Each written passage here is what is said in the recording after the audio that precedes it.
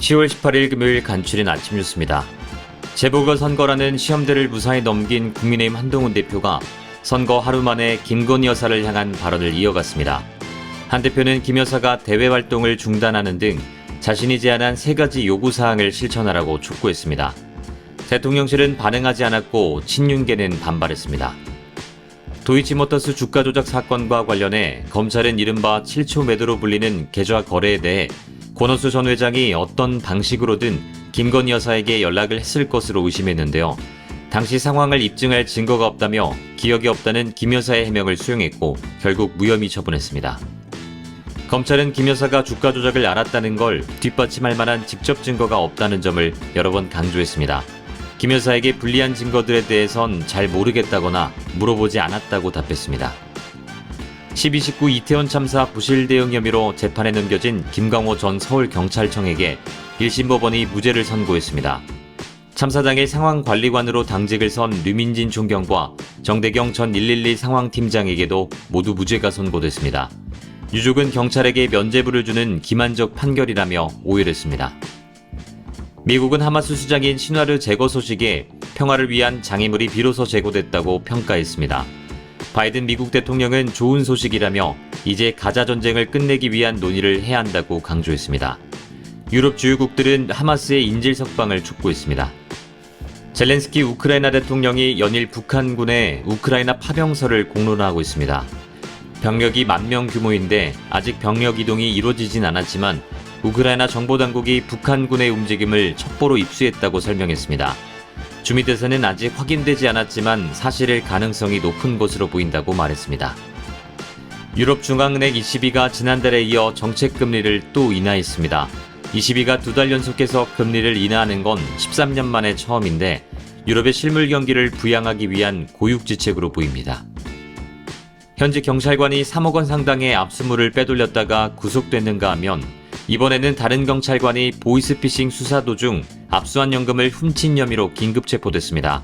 압수물 관리 체계에 허점이 있다는 지적 속에 경찰은 뒤늦게 증거물 관리 현황을 전수조사하겠다며 대책 마련에 나섰습니다. 무료 숙박권을 미끼로 회원 가입을 유도한 뒤 계약 해지를 안 해주거나 과도한 위약금을 부과하는 유사 콘도 회원권 피해가 잇따르고 있습니다. 올해에만 피해 상담이 70% 넘게 급증했습니다. 소비자원은 광고에 현혹되지 말고 할부 철회가 가능한 신용카드 결제를 이용하라고 조언했습니다. 요새 점심 한 끼 밖에서 사 먹으려면 1만 원으로도 쉽지 않죠.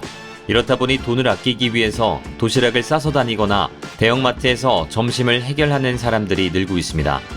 탕수육, 볶음밥 등 1인분씩 포장된 음식들은 종류도 다양한 데다 4,5천 원대로 저렴하다 보니 점심 한 끼 해결하려는 직장인들에게 입소문이 났습니다. SK그룹이 예년보다 빨리 연말 임원 인사에 들어갔습니다. 건설 계열사인 SK에코플랜트가 반도체 관련 조직을 신설하는 개편과 함께 인사를 단행했는데요. 17명의 임원이 물러나고 2명이 새로 승진하면서 임원 수는 15명이 줄었습니다. 대규모 사업 재편과 구조조정도 본격적으로 시작됐다는 관측이 나오고 있습니다. 우리나라에서 가장 먼저 가을이 찾아온다는 설악산에 때 아닌 진달래가 피었습니다. 이례적 고온현상 등 기후변화 탓에 이상현상이 관측되고 있는 건데요. 이례적 고온현상 등 기후변화 탓에 이상현상이 관측되고 있는 건데요. 갈수록 짧아지는 가을도 생태계에 위협이 되고 있습니다. 한강 작가가 노벨문학상 수상 이후 처음으로 공식 석상에 나왔습니다. 먼저 축하해준 사람들에게 감사함을 전한 한 작가는 30년간 그래왔던 것처럼 글을 통해서 세상과 만나겠다 밝혔습니다. 60세까지 완성하고 싶은 글이 3개 있지만 이야기가 더 많이 생각나면 죽음도 맞이하기 어려울 수 있을 것 같다며 조용히 웃었습니다. 겨울철 독감 예방 주사는 언제 맞아야 가장 효과적일까요? 바로 10월이 가장 적합하다고 하는데요. 예방접종 후 항체가 형성되려면 짧게는 2주, 길게는 4주가 걸리기 때문입니다. 따라서 10월 중에 접종하는 것이 가장 좋고 늦어도 11월까지는 챙겨야 면역 효과를 볼 수 있다는 겁니다.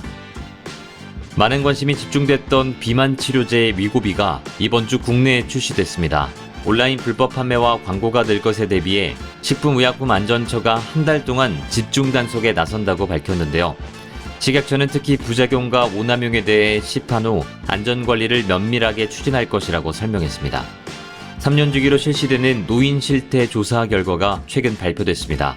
가장 눈에 띈 건 독거노인 가구의 증가세였는데요. 조사에 참여한 노인 가운데 32.8%가 혼자 사는 것으로 나타났습니다. 이는 직전 조사보다 13%포인트나 늘어난 수치였습니다. 세계보건기구 WHO가 최근 코로나19에 이은 또 다른 감염병 대유행, 팬데믹 위험이 커지고 있다고 경고해 주목됩니다. WHO는 다음의 팬데믹은 우리가 완벽하게 시스템을 갖출 때까지 기다리지 않을 것이라며 국제사회가 1차 의료 시스템에 투자해야 한다고 강조했습니다. 남자 프로골프 투어 사상 최초로 상금 10억 원을 돌파한 장유빈이 2주 연속 우승에 시동을 걸었는데요. 괴물 장타조로 불리는 장유빈의 꿈은 PGA 무대에 진출해 우상 타이거즈와 같이 라운드를 하는 겁니다. 장유빈은 올 시즌 대상 포인트 1위를 차지해 오는 12월 PGA 투어 큐스클 파이널에 진출하는 게 1차 목표입니다. 프로야구 플레이오프에서 탈락 위기에 몰렸던 LG가 2패 뒤 첫 승을 기록했습니다. 선발 투수 임찬교와 구원 에르난데스가 무실점 투구로 홈런 군단을 꽁꽁 묶었습니다. 기사회생한 LG는 4차전 선발 투수로 엔스를, 삼성은 1차전 승리 투수였던 레이스를 각각 예고했습니다. 광주광역시가 프로야구 기아 타이거즈의 한국 시리즈 경기를 앞두고 특별 교통 대책과 함께 노후 경기장 시설 보수에 나섰습니다.